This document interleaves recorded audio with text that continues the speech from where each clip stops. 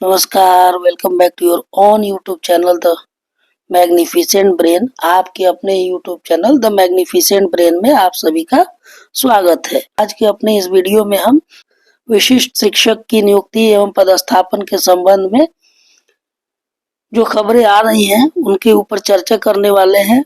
जो 5 बिंदुओं के अंतर्गत आज का पत्र निर्गत हुआ है, उन 5 बिंदुओं पर हम बात करेंगे और उसके बाद बात करेंगे कि विशिष्ट शिक्षक नियमावली के अंतर्गत जब हम विशिष्ट शिक्षक के पद पर योगदान करने जाएंगे तो हमें क्या फायदा और क्या नुकसान हो सकता है।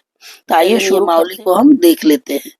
विशिष्ट शिक्षक की नियुक्ति एवं पदस्थापन के संबंध में महत्वपूर्ण जानकारी। बिहार विद्यालय विशिष्ट शिक्षक नियमावली 2023 के क्रम में अधिसूचना संख्या 30/54 दिनांक 19/12/2024 द्वारा अधिसूचित बिहार विद्यालय विशिष्ट शिक्षक संशोधन नियमावली 2024 के नियम 4 के आलोक में आप निम्नवत आदेश दिए जाते हैं। अब देखिए यहाँ से आदेश शुरू हुआ है। पहले आदेश में कहा गया है कि जिले में पदस्थापित वैसे स्थानीय निकाय के शिक्षक जो सक्षमता परीक्षा उत्तीर्ण कर चुके हैं एवं जिनकी काउंसलिंग पूर्ण हो चुकी है को आपके स्तर से सर्वप्रथम विशिष्ट शिक्षक के रूप में औपबंधिक नियुक्ति पत्र निर्गत किया जाएगा। इस हेतु आपको सॉफ्टवेयर पर लिंक उपलब्ध कराए जाएंगे, जहां से आप दिनांक 23/12/2024 से औपबंधिक नियुक्ति पत्र प्रिंट लेंगे, नियुक्ति पत्र का प्रिंट लेंगे एवं संबंधित शिक्षकों को वितरण कराएंगे। औपबंधिक नियुक्ति पत्र डिजिटल हस्ताक्षर से निर्गत होगा। पहली बात में कहा गया है जो है फिर से बिहार विद्यालय विशिष्ट शिक्षक संशोधित नियमावली 2024 के अंतर्गत अब पुनः एक बार फिर से नियुक्ति पत्र देने की बात कही गई है। जैसा कि आप जानते हैं कि इससे पहले एक बार सभी को औपबंधिक तौर से एक नियुक्ति पत्र मिल चुका है। उसके बारे में भी कहा गया है कि पूर्व में आवंटित जिला के जिला शिक्षा पदाधिकारी द्वारा हस्ताक्षरित एवं वितरित नियुक्ति पत्र निरस्त समझे जाएंगे। पूर्व में जो आवंटित किया गया है नियुक्ति पत्र, उस नियुक्ति पत्र को अब निरस्त कर दिया गया है। दूसरे निर्देश में कहा गया है कि सभी विशिष्ट शिक्षकों का उसी विद्यालय में जहां वे पूर्व से कार्यरत थे में पदस्थापन का आदेश अलग से निर्गत किया जाएगा एवं दिनांक 1/1/2025 से 7/1/2025 तक योगदान का समय दिया जाएगा। विद्यालय पदस्थापन पत्र एवं प्रारूप योगदान पत्र सॉफ्टवेयर के माध्यम से दिनांक 26/12/2024 से प्रिंट किया जा सकता है। यानी अब पुनः एक नियुक्ति पत्र आपको दी जाएगी और नियुक्ति पत्र के आधार पर आपको 1 जनवरी 2025 से 7 जनवरी 2025 के बीच में योगदान करना होगा। अब ये नियुक्ति पत्र जो है 26/12/2024 से प्रिंट होने लगेगी, यानी 27, 28, 30 से 31 से पहले आपको वो नियुक्ति पत्र मिल जाएगी और आप 1 जनवरी से 7 जनवरी के बीच आप पुनः अपने पदस्थापित विद्यालय में योगदान करेंगे और उस योगदान की तिथि से आप एक विशिष्ट शिक्षक के पद पर कार्य करने लगेंगे। औपबंधिक रूप से नियुक्ति विशिष्ट शिक्षक उक्त पदस्थापन आदेश के आलोक में संबंधित विद्यालय में विशिष्ट शिक्षक के रूप में अपना योगदान समर्पित करेंगे। यानी जो औपबंधिक रूप से आपको विशिष्ट शिक्षक नियुक्ति पत्र मिलेगा, उस नियुक्ति पत्र के आधार पर आप अपने ही विद्यालय में पुनः विशिष्ट शिक्षक के पद पर योगदान करेंगे।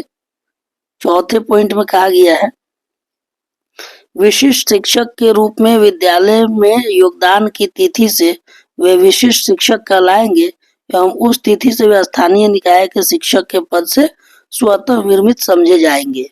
जिस दिन आप विशिष्ट शिक्षक के पद पर अपने ही विद्यालय में योगदान कर लेंगे, उस दिन आप स्थानीय निकाय के शिक्षक के पद से स्वतः विरमित समझे जाएंगे। जैसा कि विशिष्ट शिक्षक संशोधित नियमावली 2024 में स्पष्ट किया गया है कि एक बार जब आप विशिष्ट शिक्षक के पद पर योगदान कर लेंगे तो आप स्थानीय निकाय के शिक्षक के पद पर पुनः वापस नहीं हो पाएंगे और वहां से स्वतः विरमित समझे जाएंगे। 5वां बिंदु है विशिष्ट शिक्षकों को दिनांक 1/1/2025 से वेतन अनुमान्य होगा परंतु विद्यालय में योगदान की तिथि 1/1/2025 के बाद होने की स्थिति में योगदान की तिथि से विशिष्ट शिक्षक का वेतन देय होगा। इसमें कहा गया है कि विशिष्ट शिक्षक को 1 जनवरी 2025 से ही विशिष्ट शिक्षक वाला वेतन देय होगा। लेकिन अगर आप 1 जनवरी 2025 को योगदान नहीं करते हैं, उसके बाद करते हैं, तो जिस तिथि से आप योगदान करेंगे उसी तिथि से आपको विशिष्ट शिक्षक वाला वेतन देय होगा। अब जो सबसे महत्वपूर्ण बात है उसको हम समझने वाले हैं कि विशिष्ट शिक्षक 1 जनवरी को विशिष्ट शिक्षक के पद पर योगदान करें या न करें, ये सबसे बड़ी बात है। अगर आप 1 जनवरी को विशिष्ट शिक्षक के पद पर योगदान कर लेते हैं तो आपको 1 जनवरी को मिलने वाला इंक्रीमेंट जो है वो नहीं मिल पाएगा। 1 जनवरी को जो इंक्रीमेंट आपको मिलता है वो 1 जनवरी का इंक्रीमेंट आपको नहीं मिल पाएगा। आप 1 जनवरी से आप विशिष्ट शिक्षक वाले पद पर आ जाएंगे और आपको विशिष्ट शिक्षक वाला वेतन मिलना शुरू हो जाएगा। अब सबसे महत्वपूर्ण बात को समझ लीजिए, अगर आप 1 जनवरी को योगदान कर लेंगे तो आपको एक इंक्रीमेंट का नुकसान हो जाएगा। तो इसको ऐसे समझ, अगर कोई शिक्षक जो अभी स्नातक ग्रेड 6 to 8 में 27,710 रुपया के मूल वेतन पर कार्यरत है, अगर वो 1 जनवरी को विशिष्ट शिक्षक के पद पर योगदान कर लेता है तो उसका मूल वेतन 28,000 रुपया हो जाएगा। 28,000 रुपया हो जाएगा। लेकिन अगर वो 1 जनवरी के जगह पर 2 जनवरी से 7 जनवरी के बीच में 2 जनवरी से 7 जनवरी के बीच में कभी योगदान करता है तो उसको क्या लाभ होगा? तो उसको लाभ होगा, अगर 1 जनवरी को योगदान नहीं करता है तो 1 जनवरी को वो रहेगा स्थानीय निकाय का शिक्षक और 1 जनवरी को उसको मिलेगा इंक्रीमेंट। अगर वो 27,710 रुपया पर है तो 1 जनवरी को इसको इंक्रीमेंट मिलके 28,550 रुपया हो जाएगा।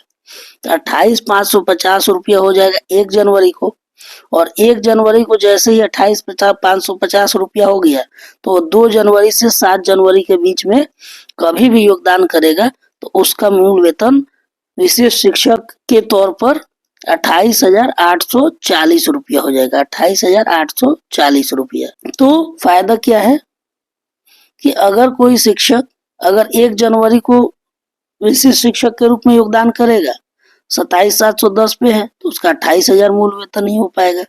अगर वही 1 जनवरी के एक दिन बाद 2 जनवरी, 3 जनवरी, 5 जनवरी या 7 जनवरी तक कभी भी योगदान करता है तो पहले वो उसको एक इंक्रीमेंट मिल जाएगा स्थानीय निकाय के शिक्षक के तौर पर 28,550 हो जाएगा, और जैसे ही वो योगदान करेगा तो उसका मूल वेतन बढ़ के 28,840 हो जाएगा। अब क्यों बढ़ जाएगा? क्योंकि विशिष्ट शिक्षक नियमावली में वेतन संरक्षण या पे प्रोटेक्शन की बात कही गई है। आपका जो पहले से मूल रूप से जो वेतन मिल रहा है उस वेतन को संरक्षित किया जाएगा।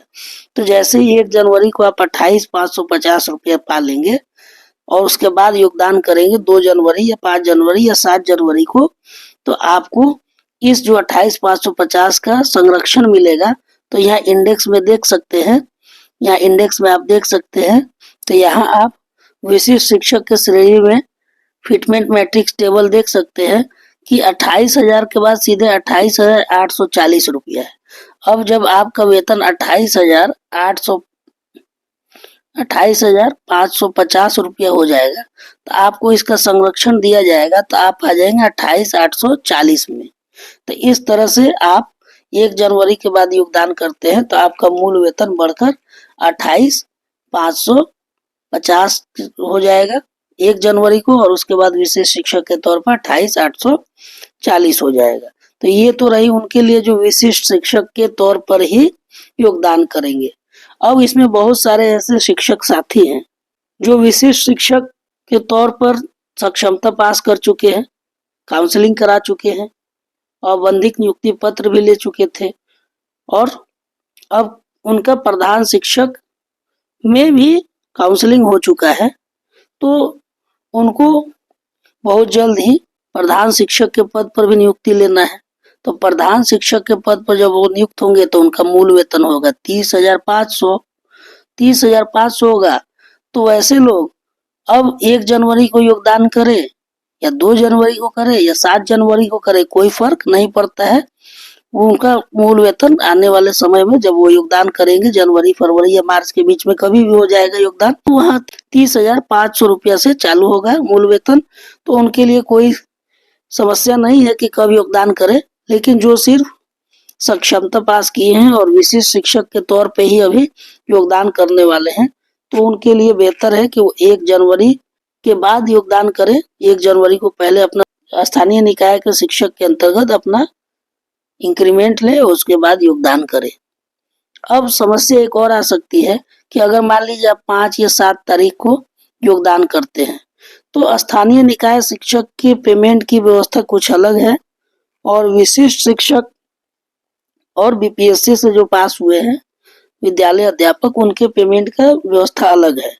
तो जब आप 5 या 7 तारीख को विशिष्ट शिक्षक के रूप में योगदान करेंगे तो इस तारीख से आपको विशिष्ट शिक्षक वाला वेतन मिलेगा। लेकिन इससे पहले वाला जो वेतन होगा वो स्थानीय निकाय के शिक्षक के तौर पर जिस पद्धति से पेमेंट होता था उस पद्धति से पेमेंट होगा।